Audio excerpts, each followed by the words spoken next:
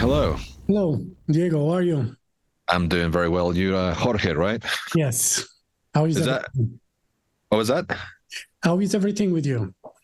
It's going very well, very busy, but it's all good. Yeah, it's all good. Very busy days. We're only a couple of weeks away before the release of the album. So, it's a lot of work, more than you imagine it is, but it's all good.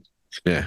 For us, it's just about the music. When we listen, we don't know the work that you guys have put songwriting and then interviews and promotion.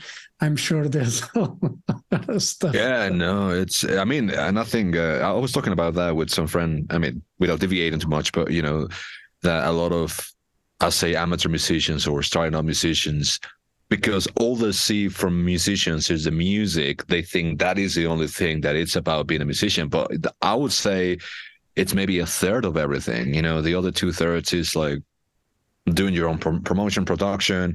We're working on videos as well, your social media. So it is a lot, definitely. Yeah. And one of the things that surprised me most about new bands mainly is they think promotion comes from the sky. you know they don't put any effort.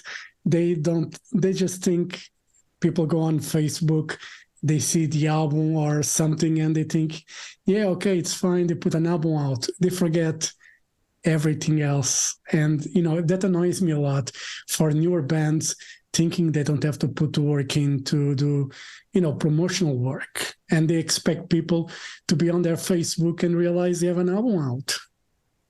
I mean, I guess that's kind of part of, you learn that the hard way. Also, you had this almost maybe big expectations when, I remember the first time I released an album, I kind of basically imagined this was going to be very huge. And the reality is like, yeah, that doesn't really happen, especially not in this kind of music. Like maybe that will happen in, uh, pop music that, you have one hit that is on the radio everywhere and that kind of stuff. But, for the more secluded genres like rock, metal, prog, whatever, it's a lot of hard work. So you just have to kind of do it and do it and do it, and eventually you have all this music in the back of your story, and people can be, oh, these guys are actually good.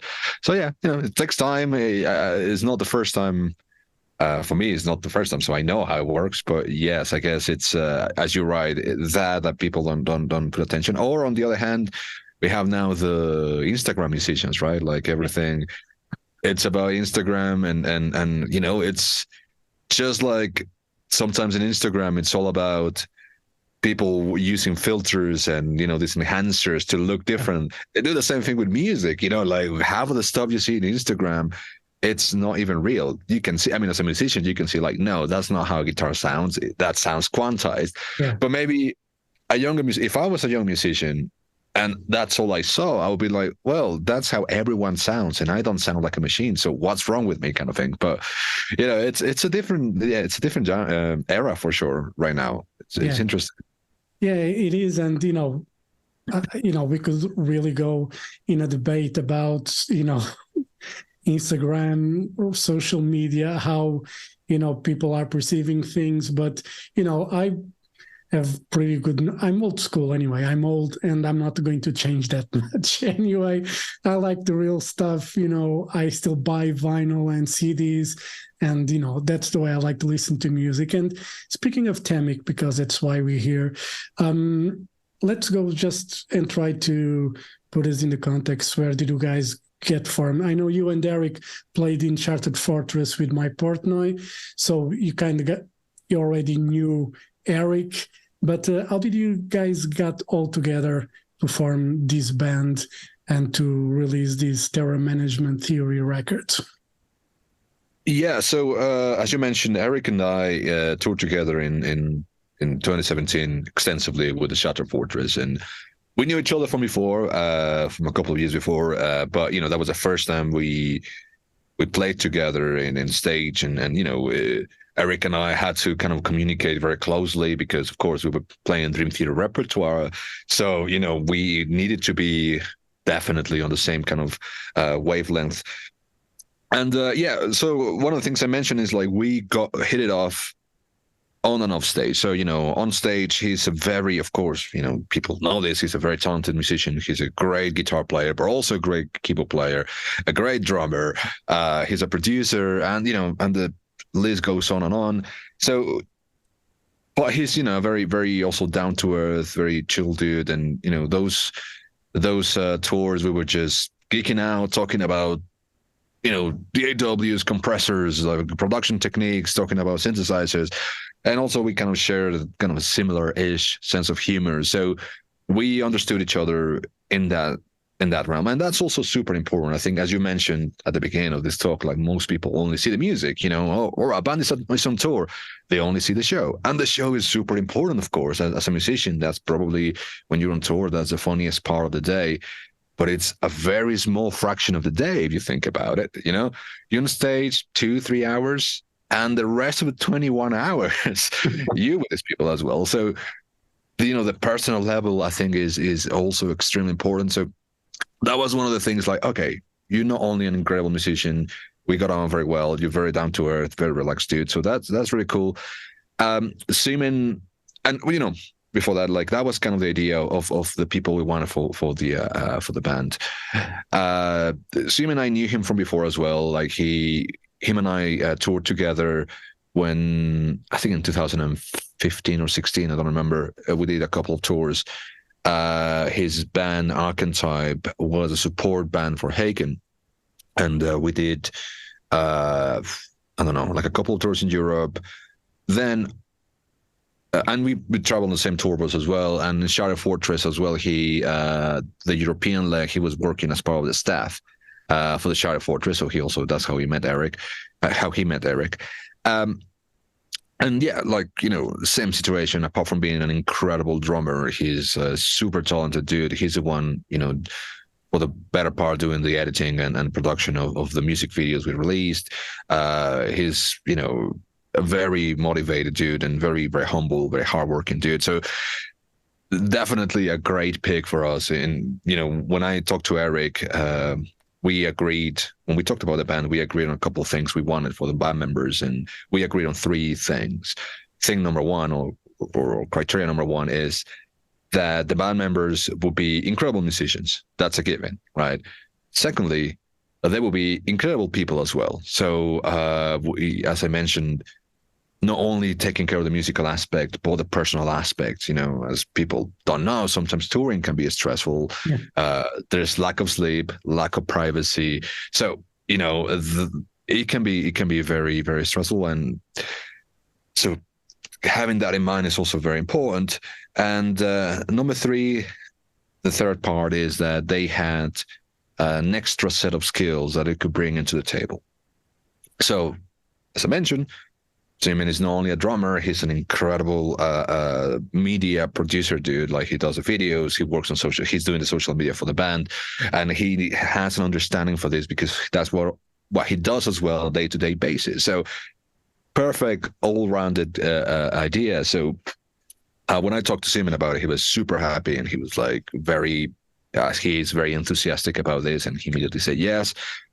He very emphatically recommended Frederick. He said, like, I work with this guy, he's an incredible voice, listen to his stuff. And we kind of, when I talked to Eric at the beginning, we kind of had an idea of what kind of voice we wanted for the band, not really knowing who was the person, but what kind of vibe we wanted. And when listening to Frederick, we were like, this is amazing. He's got an incredible tone, very emotional. He's got that grit when it's needed. He has that falsetto. So Eric was super happy as well. And we sent Frederick the first, one of the earlier demos for Count Your Losses, and, for him to do his thing. And we were blown away by what he did. So, and the same situation, I talked to Frederick. We didn't know each other before, but I told him, look, Simon talks very highly about you, and this is the idea, and this is the criteria we want for this band. And Frederick was also the perfect choice. So, all these things is basically friends. Yeah. We're musicians, but we are also kind of friends. So that helps a lot for sure. Yeah. And one thing is, obviously, being great musicians, it's it's a good thing, but chemistry, it's something you cannot teach. And you can be the best player on the freaking planet, but if the chemistry when it comes to make music is not there, what is the point? So when did you guys found out that also the chemistry was there to make like a record, or you just took a chance? I mean, that's an interesting question because, I mean, I knew, like Eric and I knew we have that kind of chemistry already. One of the things that also were important for this is like we had when Eric and I had the initial talk back in 2020, and I said, look, I'm writing music for something, I don't know what, but do you want to be involved? Eventually, we discussed the musical vision. So I think that's also something very important, especially I think in general, but if you're starting a project, having a idea, a goal, or how you want the sound of something to be is extremely important, because then if something along the way maybe gets suggested or maybe something and is not towards that path, you can be like, look, we agreed on this, so maybe let's leave that aside and then carry on, or maybe let's try to shape this a little bit more for this kind of vision that we go into.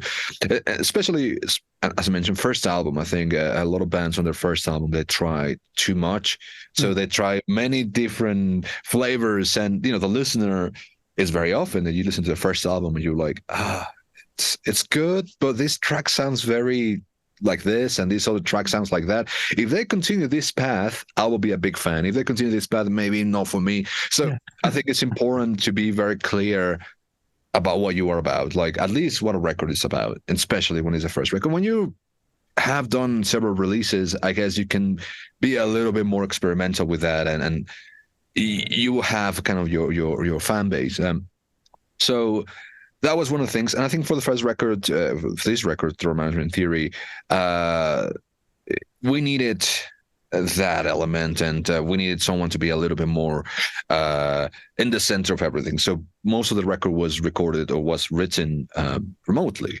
So it was like I started a demo, we sent it to Eric. Eric will do his thing. He will have, free will on whatever he wanted to do or change in the song apart from the guitars, or maybe he will add like some, keyboard lines or whatever he felt. I will record maybe some just preliminary vocal melodies. So send it to Eric. Eric will send it back. And so then I will send stuff to Frederick. I said, like, look, I had this idea for vocal melodies. I cannot sing for shit. So I said, well, I'm a terrible singer. So I'm like, hey, but this is the vocal melody I have. And Frederick, of course, will do his thing, and he will just like listen and be like, okay, this is good, but he would add his personality and send it back. And same thing with Simon in terms of drums, and be like, look, if you feel like a section can happen again or something, just do your thing. And so for this record, we needed someone to be kind of in the center. So sometimes Eric was a little bit busy with something else, so he would send me a demo and be like, look, this is what I'm writing, but right now I'm busy. He was working on music for a TV show. So okay, all right, I'll be taking care of this and send it over to other people. So that was kind of the modus operandi for this this record. Funnily enough, it was until July, a couple of months ago, that we worked together. That's when we announced the band, and we filmed the video for Falling Away. People don't know this, but the idea also of getting together was to write more music. So we are already kind of working on the next album. Okay. I mean, we want to take our time, but we're ready to kind of get this stuff going. And that's when we actually, I mean, for me as well, and everyone, we realized how productive we are. Like, we were together for like, I think 10 days, and I think we wrote like 6 songs. All of these songs were written from scratch. Like, we got together, we started kind of jamming ideas, and ideas were kind of coming back and forth. And, being very capable musicians, you could tell Eric, hey, how about you try this and maybe play some quintuplets on it? All right, fine. And then, it was just super on the spot. So it was super fun. And I don't think I ever been that creative in my life, so that, I think, after working remotely and then all of a sudden getting together and just how well it worked, we were like, okay, if there was any trace of doubt, now we know Yeah. this is actually meant to be. So, that's kind of the story of the first album, and now how we work on the second album, and the whole idea is just to be completely collaborative. I think that definitely is the goal for sure. Yeah. One of the things I'm curious, and on the press release, normal with you it says like sound designer. I understand a sound designer like in a radio station where I work or on a TV. I Right. understand what they do, but in a band context, and for those who are listening and might not understand, what is the difference between a sound designer and like a songwriter, producer? Well, it's a very different world. In a general term, as you mentioned, sound design is a very, very broad term. It can be for cinema, it can be for radio, it can be for TV, and it can be from the Foley actors that when you see a scene on the movies and you hear the sound of footsteps or the clothes, all that stuff is done on post-production and by sound designers too. Or when you see horror movies and you see, like, I don't know, a head exploding, or that's all done through sound design is a different kind of term. In the world where I am as well, what I do on my day-to-day basis, I also work as a sound designer for different software companies. I'm a freelancer working for Arturia. That in that realm is like, when you buy a synthesizer and maybe you don't know what the hell is going on with your synthesizer, but you already have some sounds programmed, that those sounds have been made by a sound designer. So that's what I do. In terms of the band scenario, that's also part of the crediting, in the sense of every sound that you hear on the record that I've worked on, and in this case, Thorough Management Theory, all of those sounds are made from scratch. So all of those sounds are meticulously made for that particular record. There's a sound in a song here in Acts of Violence. One sound, just making the sound took me like 12 hours. So, it's just all that stuff. But, when you go to the next step of what sound design is in a record and stuff, it's all the little things that are not musical, right? So, you probably, of course, heard the record and all these little soundscape transitions, intro track. Richard Mauser mixed the record, and he did an amazing job, but also he was provided with some initial ideas for vocal reverbs and kind of the placement of the kind of sound that we wanted to go for the record. So as a synthesist, keyboard player, my job, or what I do, is not only playing, I also do things like not playing, just things like that, just sonic, what I call like ear candy, right? Stuff that you hear that is not necessarily something that I am playing, or it's just one note. Maybe if you think, are you playing that? Yeah, it's one note, but it's all the movement the sound has. Yeah. That is kind of what all those sound design that happens behind the scenes, for sure. Yeah. So you have to have, be close when the album is getting mixed and mastered. You have to have a close proximity to it as well, because, I'm sure you use plenty of tracks, with small effects, and you don't want them to get loose in the mix, because sometimes when you push sounds, things get compressed, sounds disappear. We're not talking about Injustice for All of Metallica, where the bass. Definitely not. Yeah. But, on this kind of music, when like you have like those small details, you want those details to sound, not to overstep anything, but to be there present as well.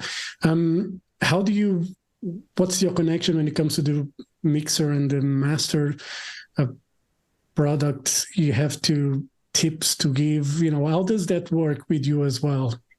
Yeah, I mean, we had Rich Mauser to mix this record, and for those who don't know Rich Mauser, he has a very extensive catalog. He's, in this world, he's done, of course, the last Liquid Tension Experiment. He's done Spock's Beard, and he's done a lot of stuff. We also work with a lot of kind of grunge, very well-known artists from the 90s and 2000s. He's an incredible mixer, and I think he's one of the few guys who understand keyboards. I think in my experience, it's very difficult when you go to a normal metal engineer, like, they know how to get you amazing drum sounds and amazing guitar sounds. Yeah. But often I think the keyboards are seen like as an afterthought. And I get it as well, because, in at least in the prog genre, most synthesizer players or keyboard players focus mostly on the playing.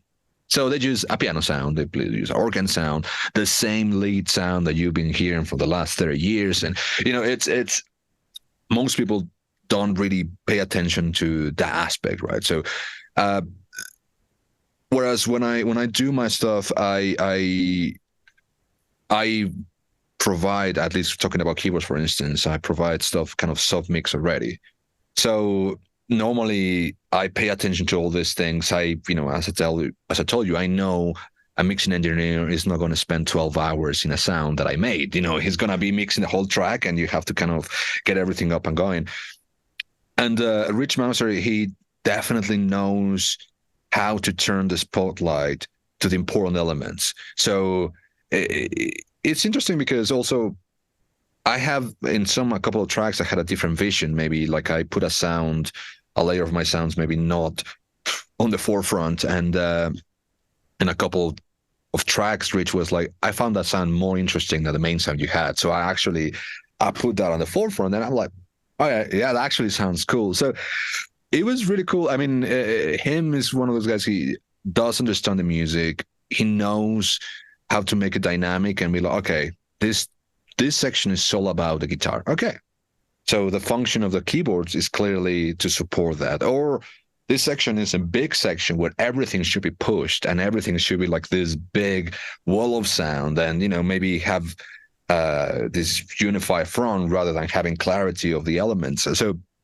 I love working with him. I mean, many times in the past, I've worked with other producers that they send a great mix, and you're like, well, my sounds are better in the mix now, but the mix sounds good, so it's fine. You just have to kind of bite your ego and be like, all right, fair enough. But yeah, so this time we worked closely with Rich and sent him. A lot of the stuff was already kind of printed, so I didn't leave stuff as well up for interpretation. Like my delays, and Eric does the same. Eric provides his guitar sound the way he wants it. So just a stereo track with his effects, his reverbs, his delays so that also leaves less room for interpretation. So yeah, that's it. Yeah, and one of the things I enjoyed about this record, it's the flow of it. And when I realized the album was playing again, and I didn't even the more epic songs, the longer ones, they didn't sound long by any means. There is a cadence, there is a a motion somehow on this record that doesn't bore me at all. I was listening to it from start to finish. As I said, started again, and I didn't realize it was starting again. Oh wow. Which I think is a good thing. When you guys write the songs and you order the tracks, what is the process for you to the order of the tracks, first of all? Because it's not easy to make an album. I know a lot of bands, what they do, they put like what they think is the radio song first, maybe the second one, and then they kind of fill it with whatever, and then in the end they might have like a big ballad or something, or another radio song. Yeah. But in the prog world, it's different. Of course. What is the process when you guys go for the track list? I mean, you guys achieved the goal, in my opinion, anyway, but I want to know in your head, what is the process? Well, I mean, honestly, the secret for it is just thinking about it. I don't like enjoying singles in general. I mean, or enjoying like EPs, or I like listening to albums. And maybe it's because I'm on that weird generation that I still went through cassettes. I still had my CDs. I went through the phase when Napster became a thing. And then, I had to spend like 8 hours just to download 2 songs, right? Um, and then, where we are now that, everyone streams. And I just, for instance, this year I stopped paying for my streaming subscription because I don't really use it. I just realized that I was doing the same thing I used to do, which is listening to full albums. So I'm like, I'd rather just buy the albums, put it in my library, and listen to them. And if I want to discover music, well, maybe I can use the free version of my streaming service. So yeah, albums to me are everything. And if you listen to any good album, things like, I don't know, The Wall by Pink Floyd, just so exquisite how it flows. I mean, Wish You Were Here, recent prog albums like, I'm a big fan of all the Pain of Salvation albums, especially, things like the Perfect Element or what's the name? Oh my god, the song, forgot the name of the album. Just brain fart. It went away. Remedy Lane, that's it. It came back. One of my favorite albums from the world is like how it flows, right? So as a listener, and I remember this when I was in college, one of my teachers told me that. He said, like, hey, a good album is an album that when you're hearing the last beat of a first song, you in your mind are already listening to the next one, that you get so used to the flow of it that it actually feels wrong. So that's one of the things, like, we went through when we were finishing the tunes, because the writing process was very long. Just thinking about what was the best way to do it and kind of the narrative of the album, because you have narratives within the songs, of course. As you were mentioning, the songs goes in one place, it goes down. I always think about this as building a roller coaster, right? Yeah. So you need to know where it's going to go, and the same thing when you have an album is like, okay, well, what's going to be the narrative of this? Like, where in terms of energy, but then also you have to think about the key of the song. So not all the songs kind of flow in terms of keys. So, but in narrative, maybe this makes more sense. Okay. So then let's just think about how we can actually make these transitions work better. And, we went through probably like 2, 3, 4 different options until we got that one. And there was a couple of tracks that I felt that they were not giving you that sense of a journey. So I did some sound design, some transitions just to make it flow. I didn't want to draw too much attention to those things, but more to serve a purpose, and the purpose is to take it from one place to another, just like in cinema music, right? That you don't listen to the music, you're like, oh, it just takes you from one scene to another. That was kind of the purpose. So I'm glad you're saying this. Like, that we put a lot of attention into that, and I'm glad to see that it actually showed off. Yeah, it did. And then you were talking about the songwriting process being long. Did you felt like when you guys were together for those 10 days that it works better when everyone is together in the same room? I know a lot of bands have adapted to the technology of working from home, and I think it's good, serves the purpose, especially when everybody is in different states, if it's United States or different countries in Europe, whatever. But did you felt like it was better being together and writing together, bouncing ideas from each other, than working from home?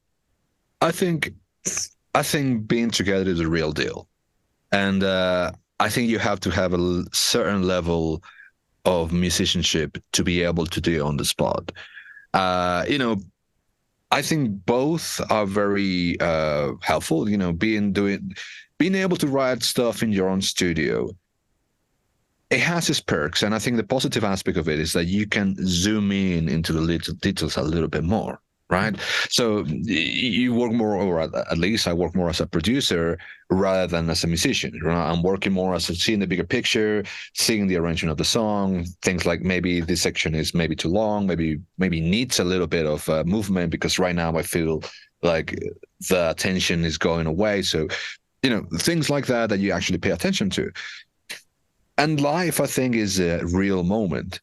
Then again, I emphasize this again, you need to have a certain level of musicianship. Not every musician is able to do that. Not every musician is able to be in a studio and be like, hey, let's try this.